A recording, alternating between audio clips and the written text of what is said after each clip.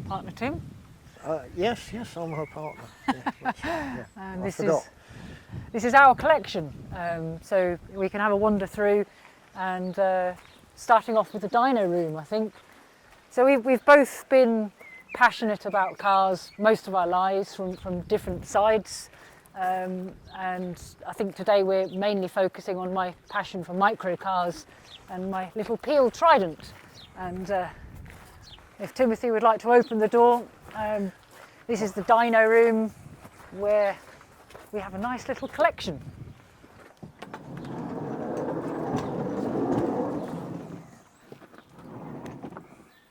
So starting off, this is Tim's Heinkel. Behind that is my Trojan. This is one of the earliest cars. My Trojan's one of the last cars. This has a 175cc, and the Trojan has a 200cc, so we've got lots of power there. We have a Rankle engined motorbike. This is James, the Goldfinger, the Bond car, and my little baby, which is a little Peel Trident at the side here. So if you want to come and have a look, we can show you around the different cars. No. Front opening, height of luxury, 4-seater. Well, sort of. You said 4-seater. That's a 4-seater. Squeeze that. Yes. Yeah, sure. This was my little red Heinkel was my first ever 4-seater car that I've ever owned. So when my family came over, I had to take them to the pub, which was fun. Needed a few drinks to recover. So if you want to go through the engineering of them all. If you look at the original brochures for these things, there's entire families with 2 children in the back, happily waving out the windows, and luggage stacked up on the roadside, ready to be loaded in, and then they head off over the Alps, you know. And I guess half of them are dead by the time they come back. But I absolutely love these little things. I think engineering-wise, it's superb. It's a lot of car to pack into such a small package. Like, how did they even pull that off? Well, people ask me, you know, what's the best car in the world and all this kind of stuff, and there's no answer to that. It's what is the best thing for the social conditions at the time, and just after the war, everybody was very poor, everybody wanted transport, everybody wanted economy, and this knocks the spots off the BMW Isetta, which is a triumph of marketing over engineering. And I think this is a triumph of engineering over marketing. But the amount of space in it is incredible. It does nearly 100 to the gallon, it does 50 mile an hour, and it handles beautifully. And it's a lovely piece of design. But and it weighs 220 kilos, the whole car. So put 2 fat people in it and you've doubled its mass. But you've taken this all the way over to Germany, to Story, and We've been everywhere in it, everywhere, whole family, all the way across Germany to Wolfsburg and things. I mean, what's it like to drive, you know, somewhere like Germany? I'm assuming you're getting on the Autobahn and stuff like that. Yeah. You know, something that weighs as little as it does. Like, how does that stay on the road? Well, it's a long time since, I used to go every year to a meeting in the middle of Germany, and Messerschmitts and Heinkels and everything you can imagine used to go to this meeting in the middle of Germany. And in those days, I guess the lorries were slower, but it doesn't get blown about, it just trundles along at its own speed, and on some of the steep hills you might be doing first gear and 10 miles an hour, but it makes it. It gets there. I use mine as a daily car as well, so I go to work in it, I go to the gym, I do my shopping, I go everywhere with it, and it does make people laugh. Wherever you go, you've got to give an extra 10 minutes because you'll park up and get mobbed by people wanting to ask questions, which is half the fun. But it's a very capable car, and I don't see why you can't use them as a daily car. It's just that they're a bit precious now. There's an article in Motorcycling or something in 1963 where Trojan in the UK took an eminent journalist in the middle of winter, and they went all the way up to Scotland, from London to Scotland, around Scotland and all the way back in the snow with 3 wheels and so forth. And they had a bit of an incident in Scotland where they got caught in the ruts, and they managed to roll it over. But the journalist says, but it was no problem. We just climbed out and we righted it and we continued. That's proper journalism for you. Yeah. But, I was going to say, it's basically one giant roll cage, isn't it? By the looks Yeah. of things, yeah. Yeah. Well, this is 1954, so it's one of the very first. And Steph's is 63, I think, which is one of the very last. My first one of these I bought when I was 15 from Mickey Melia's scrapyard in Holbridge, and I restored it in the school boiler room by bunking off lessons, basically. And then there was nothing available. So in 1960-something, there was nothing available, really. And then that got me going for a couple of years, and I fell in love with Heinkel's. And I used one all the time, and spares got harder and harder and harder to get.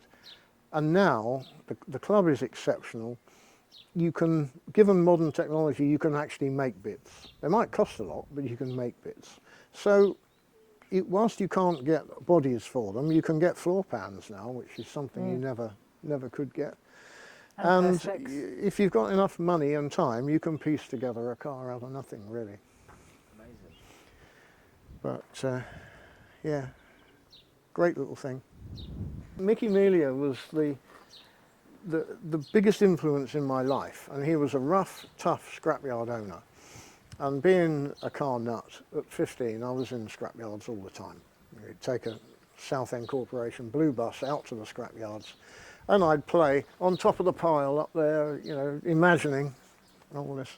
But a dark blue one of these sat there in a puddle, and I had to have it. I just fell in love with the cheeky looks, and I had to have it, and it was £8, I think, from Mickey Melia. And then my mother towed me frighteningly back to Westcliff High School on a short rope behind the new Saab 96 they bought.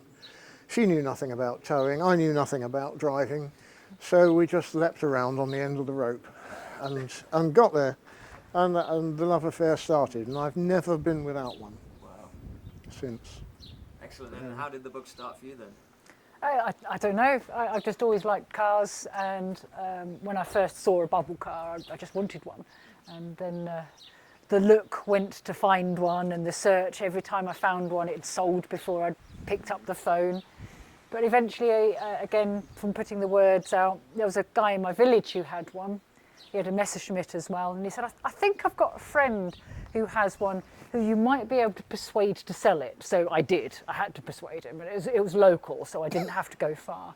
And he helped me to collect it, and you've helped me to do it up. And there we go. That was my first micro car.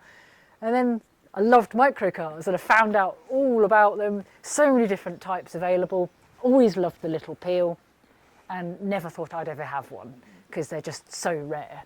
I think they built about 60 of the Tridents, and about 12 remain, most of them in museums. And you may have seen in the news, since Clarkson took the P50 around the offices at BBC, the P50 now sells for about 80 grand, and the Trident sells for about 120 grand. So my opportunity, I thought, I'm never going to get one. But yes, this is actually a Bambi cars. Alan Evans used to make the 1980s micro car, which was called a Bambi, and he made a few continuation cars, including this one. I think this is one of two that he made. I don't know much about the other one, but I've got one, and it's my baby. So now. technically, it's a Bambi cars Trident Continuation. Yeah. Continuation. Right. Yeah. So it has some fairly modern running gear in it, and it actually makes it much better than the original. Although the purists will go, well, Yeah. you know. But what else do you do? Believe Unless it or you've got not. 140k to spend. The wheels are bigger than standard. Well, that's because I can dig out a wheel that came with this. The original Peel wheels are this big, but modern legislation says you've got to have disc brakes rather than drums. You can fit drums inside the wheel. You can't fit discs inside the wheel.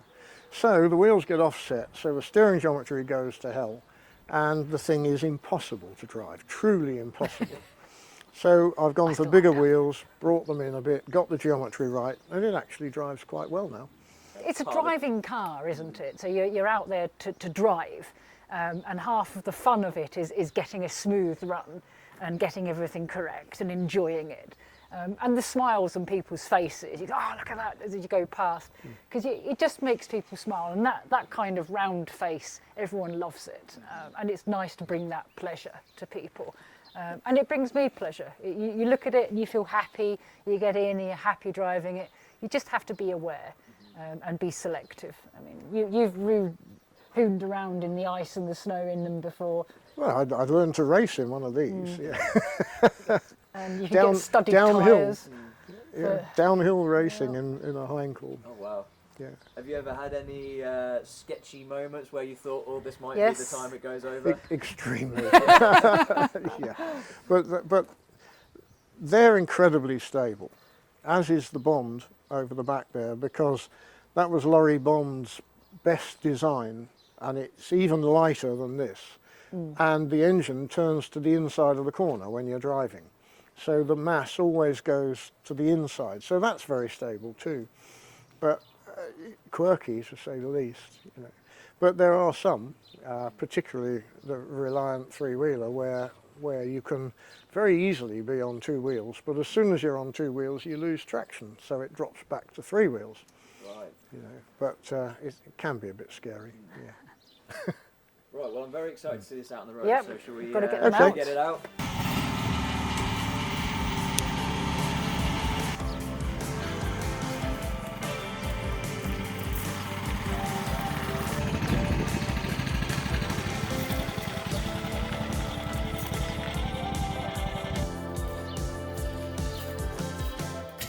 There's not many cars that you can do that with, is there?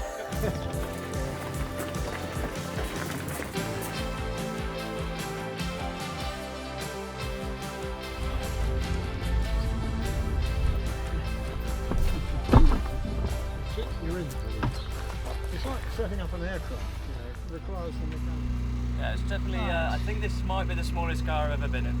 It's the world's smallest two-seater car. Off we go. Wheels spin off the gravel.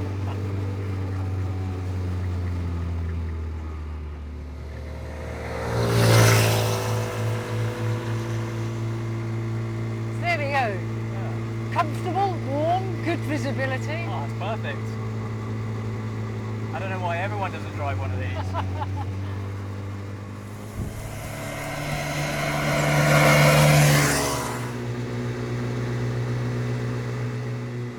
Which is really what the little three-wheeler cars and the Bonds and things were, to ride on a motorcycle licence, but you could take a passenger Yeah. and you wouldn't get wet. So it's the first step up from motorbike to a car. Yeah, it's actually quite a step of luxury when you look at it Yeah. like that. Yeah. And cars were a luxury. But being in the Isle of Man is a relatively small island, so this kind of car for that environment is brilliant. Yeah. But in towns and cities, it's perfect. You can park it anywhere, and it's just great. You can either take your bicycle out or have this. Yeah. It's incredible how all the barriers are dropped when you just got a petrolhead passion, Yeah. and you can learn so much more from other people's passions, and what makes you enjoy something. And then when you get someone who has a £250,000 Ferrari and they hop into something like this and it makes them smile and laugh, you go, I want one of those. And yeah, it's not how fast you can go, the smiles per mile. I think everyone has a dream car garage, and nowadays, you know, you get pictures off the internet and put it in your dream car garage, and this one's always been there. So it is a dream achieved, and as hard and horrible as it can be to drive, it just makes me smile and I love it to bits. It's my baby. That one, if I was ever on a desert island discs, then the thing I would take to the desert island would be that. Nothing else, because I can sit in that in the rain and This things is a and desert pretend I'm island, just driving cook it. you. So obviously that's quite a big accolade to put on the car, you know, especially just looking around here of all the cool and quirky cars. The fact that these are the ones that you would take. Yeah, I think so. Yeah. Yeah, All really, yeah, I think so.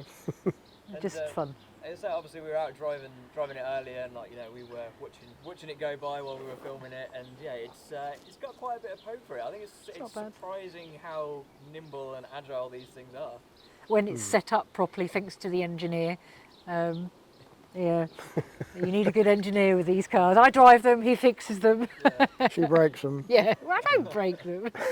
Didn't break this today.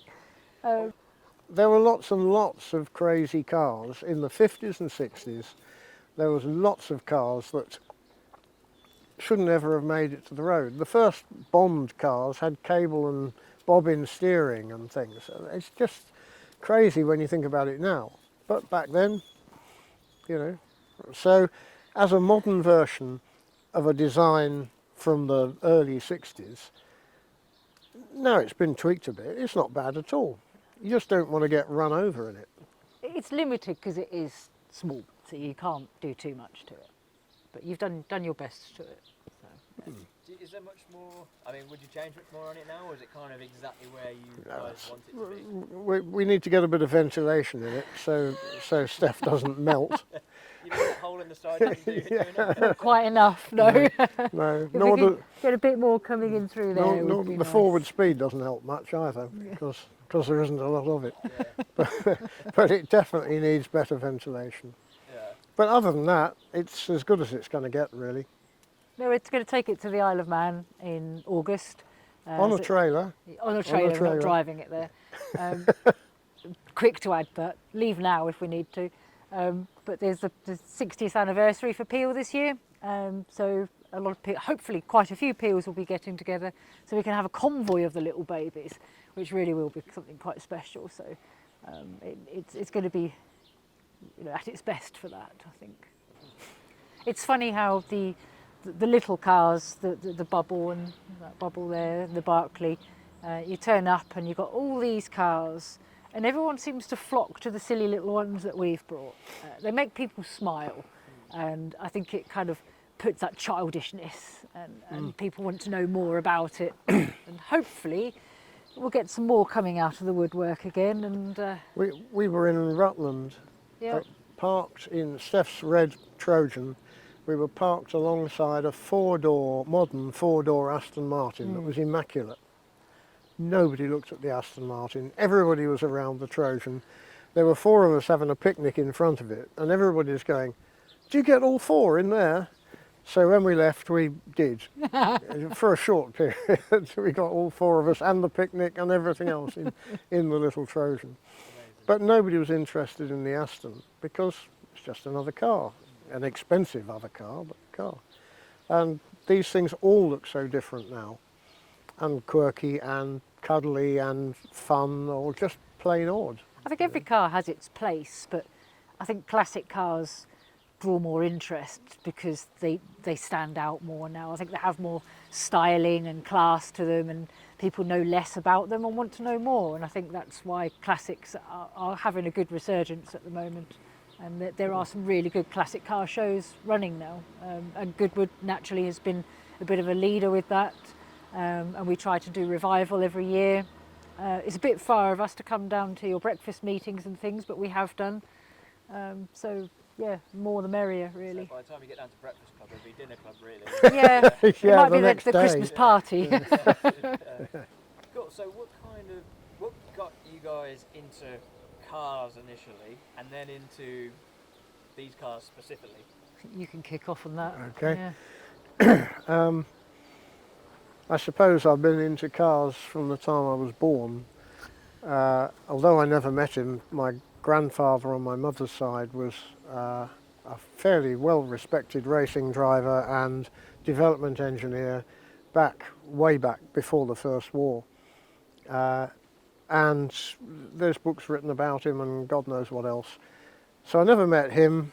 I don't come from an engineering family. My mother was sharper than my dad on that sort of thing, but not much. And I love cars. I found some of my old school drawings, you know, mathematics, so I'll draw a car then, sod mathematics. Yeah. and all this. So I don't know, other than that there's a history in the family, and my son is carrying it on in some way or other, but I don't really know what he's doing either. And my daughter, I mustn't forget that. My daughter lives in the house at the end here, and she's steering systems at Jaguar Land Rover. So she's got it too. Don't know where it comes from, really. Just in the blood. Mm, Yeah. I think so. Maybe it skips a generation, I don't know. I'm with my family too. Never had any petrol heads, never had anything interesting in the family. We never had the money.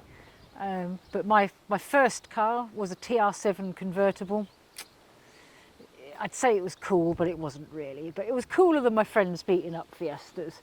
And I had fun with that. Then I had a minivan. I got a 1990s Lotus. Bought a TVR, had a Chimera for a while. Good bit of V8. And then microcars hit. And it's been microcars since, I think, really. Yeah. We met because you had a racing car. I did, yes. Yes, I had a two-stroke racing car, which I A wasn't Formula racing. Junior, a very rare Formula Junior, which turned up somehow, I know not how, in pieces. So I pieced it together, made Steffi watch it being pieced together, and we got it to a point where it went up and down her driveway, but it wasn't race-worthy or anything. And then she sold it, and it went to Denmark. Sold it, yeah. Yeah. So we got involved that way through two-stroke engines. Two-stroke engines, yeah. Right. And is there a history of racing for either of you? Have you competed? More on Tim's side. Grandfather raced a lot. I've raced for 30 odd, 40 odd years. No, more than that really, because it lapsed in the middle with marriages and families, but I was rallying two-stroke Saabs back in 1970, 71, 72. Then it lapsed, and then I came back to circuit racing. And then how did it come, I guess, full circle to go from, some of the fastest cars there are to what we have? 49 cc's of muscle, yeah. I think it's just, as I say, it's miles per mile. You can go quickly, you can have good performance, you can have different drives for different purposes, but for miles per mile, I think the microcars just do it. So you're not hooning around, you're not risking your driving license, but you're having a lot of fun in the vehicle that you're in. And that does mean that it's more local journeys, shorter journeys, different purpose of route really, but that's what most people use. So I do drive my cars to work, I use it from my shopping, I go to the gym with them. And in the summer, I try to get out as many as possible, as much as possible. So the purpose is to drive them and enjoy them, not just have them to look at. But even then, when you open the garage door and see this, it makes you smile. And I think that's the other thing. It's aesthetically pleasing and fun, challenging to drive. For me, it's the cleverness of the engineering in a social context. And we touched on it earlier, that was as cheap as you could go for lots of people who desperately needed transport. And yet it's really, really clever in the way it's put together. And it's much harder to produce a super lightweight, super economical thing that rides properly, handles properly and everything, than it is to do a super car with limitless budget and gold fancy foil and all this. You can do anything you like when you've got a budget like that. When you haven't got a budget, it gets a lot harder. Well, I mean, on that subject, what are these like to maintain just on a daily basis? Well, that's brand new, so it's all modern stuff. So The running gear is modern. Turnkey and press throttle and go and change the oil at some point. They're four-stroke. They need regular oil changes. They need the tappets doing. They need this, that, and the other. And there's plenty of grease points. So it's sort of every 3,000 miles or 3 months. Well, you don't do 3,000 miles in a year now. So once a year, a good service should be good enough. Is there any cars out there? Obviously, we're surrounded by a lot of wonderful and wacky cars, but is there anything out there that you still not had a taste of that you'd like to get your hands on? Probably quite a few. Yeah, really- and what are we not looking for? We're not looking for a Zundap Janus, are A we? Zundap Janus would be really cool. Yeah, and I do like the original Fiat Multipla. That's another micro car, but a 6-seater. But the Zundap Janus, if you know it, it's got a door opening at the front and the back. It's got a bench seat in the middle, so the people sitting at the back face outwards. And the engine sits in engine's between in the the middle, backs of yeah. the bench seats, so it's nice and quiet in there, you know. Yeah, but again, for hilarity and craziness, it's just pure genius and its stupidity. So that I think, yeah, you're probably right. I would, There's not a vast amount I hanker after, and very little of it is fast cars now. yeah. They're just pointless now. You don't get the chance to use them. I can go fast on the racetrack, and that's fine. And yet I've still got speeding points, you know, because they're out to get you everywhere now. But I don't drive fast. I mean, talking about racing, you saying you put these on a drag strip at one point. Can you tell us a little bit about that? Steph, it's yours. The Heinkel and the Trojan. So this is the Heinkel, So the it's a- German. And hiding away as the original red German. Trojan. And it's one of the earliest Heinkels, and I've got the red Trojan, which is the same style of car but British made, which is one of the latest cars. Santa Pod is not far from where I live, and they were doing a run what you brung day, beautifully worded. So well, let's do it. Red car and the blue car had a race, and we were we were very slow. But again, We did people get applause. cheered and laughed, and yes, we took it very seriously. Got some good pictures. Standard 8th was what they had Yeah, to measure yeah. us on because we couldn't do the quarter mile because we were so slow. Yeah, we did a few runs up and down Santa Pod. We'd like to do it again. We didn't blow them up and we didn't crash. No, that's right. Yeah, but we also couldn't do a burning start. It's difficult to crash when at the end of the standing 8th you've just cracked 40 miles an hour. You've got about 8 more to go if we wait long enough. Yeah. I was going to say, do you think we'll ever see this doing a sprint up the Goodwood Hill climb? I'd love to. Well, Please invite me. If there's Yes. enough time, we'll give it a go. I think people could go and have lunch. It'd be better than doing the rally course in it because that'd be very uncomfortable. Yeah. I think yeah. maybe if we ran it in reverse and run it downhill, we might stand a bit more of a chance. Downhill only, yes, I like that Yeah. idea. You know, someone that's thought, I like the idea of it, but I couldn't do it. Like, what would you say to them to get them on board? You've got to drive one. Yeah, go drive one and Simple see. as that, really. you know. You never know until you drive it. Go somewhere quiet and see what you think. Yeah. I think if you drive that, you'll be quite surprised. I know it's quite of a new car, but yeah, have you got a favourite memory in it so far? I think it would be Goodwood last year. Oh yes, undoubtedly. Yeah, didn't Oh. drive it there, obviously. Parked up outside the The party. no, not the party, but outside the Earl's Private. Court there, under the sign that says the car of the future. Perfect.